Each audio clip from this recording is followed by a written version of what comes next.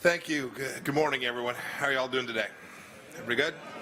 It's an important day here at the State Department, and I appreciate you all joining us. Bob, thanks for the kind introduction, and I'm delighted to welcome you all here to the United States Department of State. I'm especially happy to host our friends from the Iranian diaspora. Your success is living proof of what the Iranian people can do when their full potential is unleashed. And of course, I want to give a special welcome to the brave Iranians in the audience who have suffered and survived regime persecution. Thank you all for joining me here today. It's humbling and an honor for me to see you all here. I love the diversity of the audience we've got here today. Members of Congress, we've got folks from all across the non-governmental organization community who are working on important issues related to the Islamic Republic of Iran. We've got people from all across the foreign policy community, so many of our Department of State team members, folks from the diplomatic corps. Thank you all for being here. I think the diverse group and the size and scale of the audience today tells us a lot about the willingness of the world to join the United States in supporting Iranian voices and Iranian dreams. When we do this, we will be upholding America's legacy as the world's greatest champion of liberty, as we have been since our founding. When we do this too, we're telling the Iranian people that they have friends across the world and in America seeking justice for wrongs that have been done to them. Indeed, it's those very injustices, those human rights abuses that the regime commits against its own people that brings us all together today, and what I want to spend a few minutes talking with you about. I have a message for the leaders of the regime. If you seek to recover respect from your people and from the world, if you seek stability and prosperity for a once great nation, you must respect the commitments that you've made. You must respect human rights. This symposium, this gathering, could not come at a more timely moment. The protest that started and accelerated in November clearly signaled that the Iranian people have just had enough. They're fed up. They're fed up with the regime's economic failures. They're fed up with the kleptocrats. And they're fed up with a regime that denies them basic, fundamental human dignity that comes from each of us as the nature of our humanness. It's not one age group. It's not one class or gender lifting their voices. It's female students in Tehran. It's teachers in Mashhad. It's younger men in Mershar. One of those young men was Pouya Bakhtiari. Pouya was an electrical engineer full of life who loved singing the Elvis song, Can't Help Falling in Love with You. And he was sick of what he called criminal and corrupt Iranian leadership. Last month he joined his countrymen on the streets in protest. Pouya's mother, Nahid, went to the protest with him. They promised that they would hold hands to stay together. But as you've watched the videos, you've seen there was chaos, and when the security forces started attacking the crowd, they became separated. Then Nahid experienced every parent's worst nightmare. She saw fellow protesters holding her son's lifeless body. He'd been shot in the head by security forces of the Iranian regime. Today, Nahid grieves with so many other parents, so many other amazing people across Iran. But she also says, now Pouya's ideals are mine. I want to witness and celebrate the freedom of the people of Iran. Today, many Iranians like Nahid are angry. It's a feeling that's been building for an awfully long time. The Ayatollah and his band of thugs that planted the roots of their rage 40 years ago are going to have to change. In 1979, in their mad zeal, they imposed the Islamic Republic Revolution on the open-minded, entrepreneurial, and amazing Iranian people. To this day, the Iranian regime is desperate to control ideas, to control speech, and indeed to control life itself. Just a few examples from the last year. 3 women handed out flowers on the Tehran metro on International Women's Day in March. They weren't wearing the hijab. The regime sentenced them to between 16 and 23 years in prison for propaganda against the state and for moral corruption. 2 months later in May, The Iranian government banned religious minorities from working at child care centers with Muslim children. The Community to Protect Journalists reported just this past week, just a few days ago, that there are 11 journalists currently imprisoned in Iran. Iran's intelligence ministry is on a campaign of intimidation against elderly family members of Iranian journalists. These handful of examples are but a glimpse into 40 years of regime disrespect for its people. It's disrespect that destabilizes Iran's internal order. It's disrespect that weakens its economy and makes Iran a pariah state in the eyes of freedom-loving people all across the world. Two, there's a towering hypocrisy in this mistreatment. So many of the regime's human rights violations defy its own domestic laws. 40 years ago this month, the regime adopted the current Iranian constitution. It's still in effect. Article 9 of the Constitution says that no individual group or authority has the right to infringe in the slightest way upon the political, cultural, economic, and military independence or the territorial integrity of Iran. But as protesters in Iraq and Lebanon are saying, this is precisely what Iran has done to them. What enormous hypocrisy. Article 14 of that same Constitution says that the government of the Islamic Republic of Iran and all Muslims are duty-bound to treat non-Muslims in conformity with ethical norms and to respect their human rights. But Jews and Christians and Zoroastrians, all legally recognized faith groups in Iran, are denied their full freedoms. With Christmas just a week away, I can't help think of Victor Bet-Tamraz. He's a Christian pastor whose home was raided during a Christmas celebration almost 5 years ago. He and his wife and his son are all out on bail appealing prison sentences. I'm glad his daughter Debrina is with us here today. Debrina, thank you for being with us.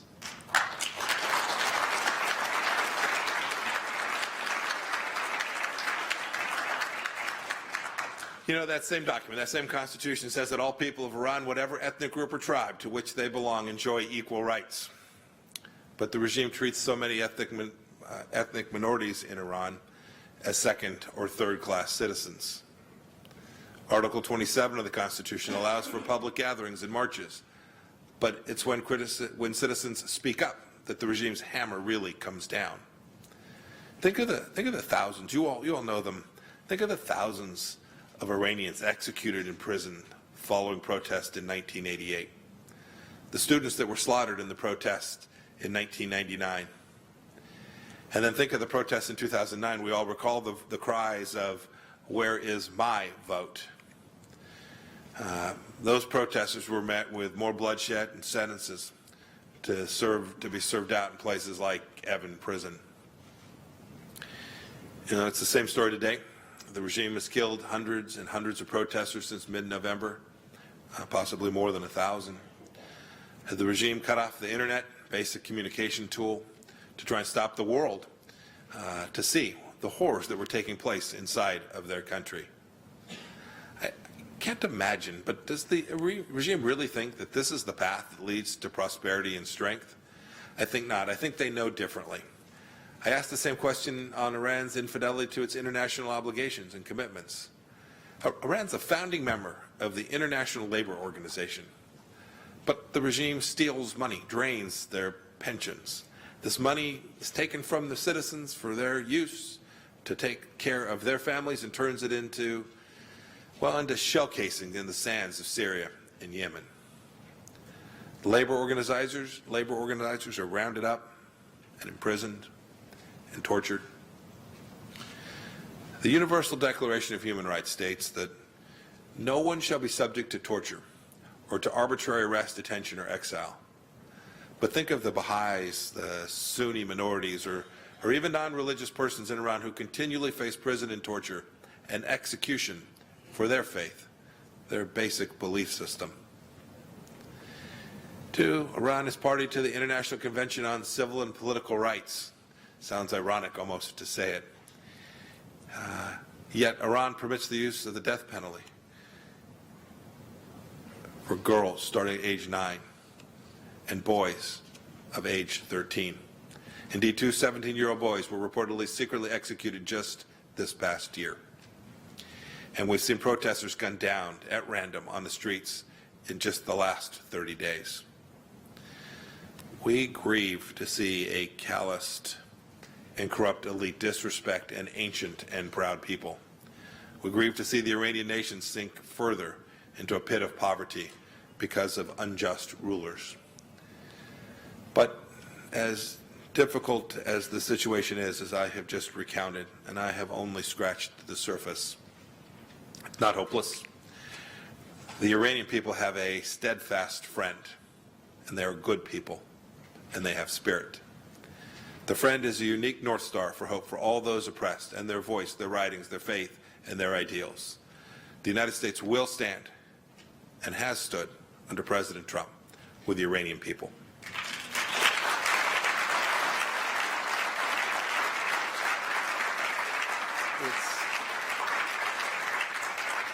Our public support, our moral support is important. Our calls for justice matter. We call for a normal nation with a real economy for accountability. It's unfortunate that in 2009, when the opportunity arose, Americans did not do that. It's not political. This is about the best and what we want for the Iranian people. Look, the appeasement of the regime simply will not work. We've done something completely different in the administration. We've asked the Iranian people to send us evidence of regime brutality. We're bringing to light what the Ayatollahs are desperate to keep in the dark. So far, we've received more than 36,000 pieces of information, and we're working each and every one of them. We've heard these stories, we've seen these stories, we've seen the faces. Those faces, the faces of the victims will not be forgotten, and the faces of the perpetrators will be pursued. Iran's human rights violations are worse than unacceptable. They're evil and they're wrong. And they fundamentally repress the incredible energy, entrepreneurship, and spirit of one of the world's great peoples. So today, we call on the Iranian regime to fulfill the first duty of any government. Treat your people with basic dignity, to which every member of the family of mankind is entitled. Uphold your commitments under your own constitution and international law. Act like a normal country. Unleash your people's vast potential. We seek these things, we urge these things out of true principle, but also as a message of common sense to the regime. True prosperity will only come to Iran when you cease terrorizing your people and jailing them. Indeed, I would urge the regime to follow the words of the Persian poet Sadi of Shiraz. A lord who lays waste to the hearts of his people will only see in dreams the prosperity he wants for his domain. And to show that we mean what we say today, I'm announcing several new actions in support of the Iranian people. First, I have redesignated Iran as a country of particular concern under the International Religious Freedom Act. The world should know Iran is among the worst violators of basic fundamental religious freedoms. Second, today the United States Department of Treasury will sanction two Iranian judges, Mohammad Moghesha and Abolghasem Salavati.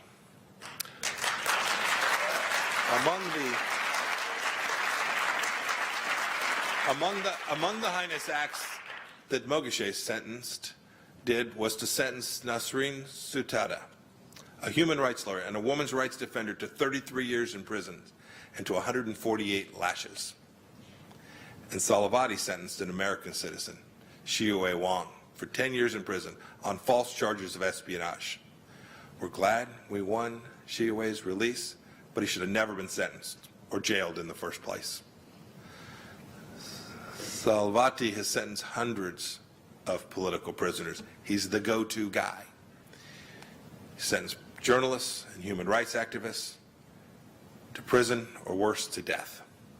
He's a tool of the regime's oppression, not an impartial friend of justice. And today, he's now sanctioned by the United States of America. Third, Third, under the Immigration Nationality Act, we're restricting visas for current or former Iranian officials and individuals responsible for or complicit in the abuse, detention, or killing of peaceful protesters, or for inhibiting their rights to freedom of expression or assembly. Our action will also restrict visas for these individuals' family members. The materials that are being provided to us by citizens from all across Iran will be invaluable in us using this new authority to put true pressure and to hold accountable those who are denying freedom and justice to the people of Iran.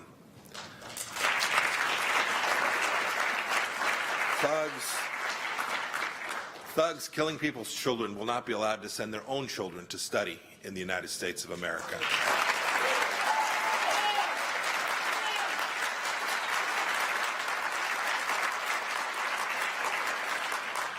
These are serious measures, they're thoughtful measures that took us a little bit of time to get to the right place.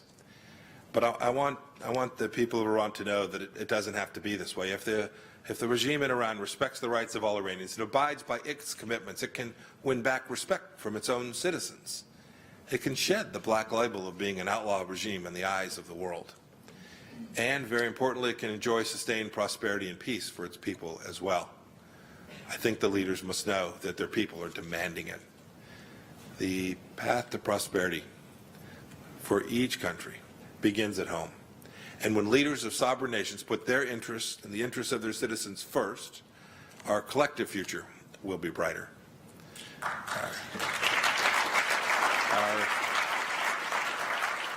Our people will be happier. Basic freedoms will be respected. Our partnerships will be stronger. Just think of what could happen between our two countries. The President talks of this often. One day, the locks on the doors of the Iranian embassy here in Washington could be cut off. One day, Iran Air could fly direct to Los Angeles or to Houston.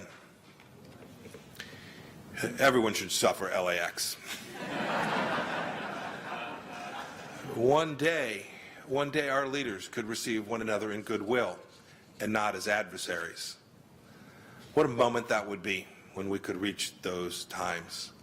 I pray and I hope that this day comes soon. We, along with you all, are working to make this happen, and I hope that the regime will soon see its path clear to permitting this to happen. But no matter what, I tell the Iranian people what I have said for many months, and I will continue to say so long as it is required to be said. America hears you. America supports you. America stands with you. We do so for your sake, for the sake of freedom, for the sake of basic human dignity, for the sake of respect. Thank you all for being here today. May God bless the people of Iran, and may God bless the people of the United States of America. Thank you.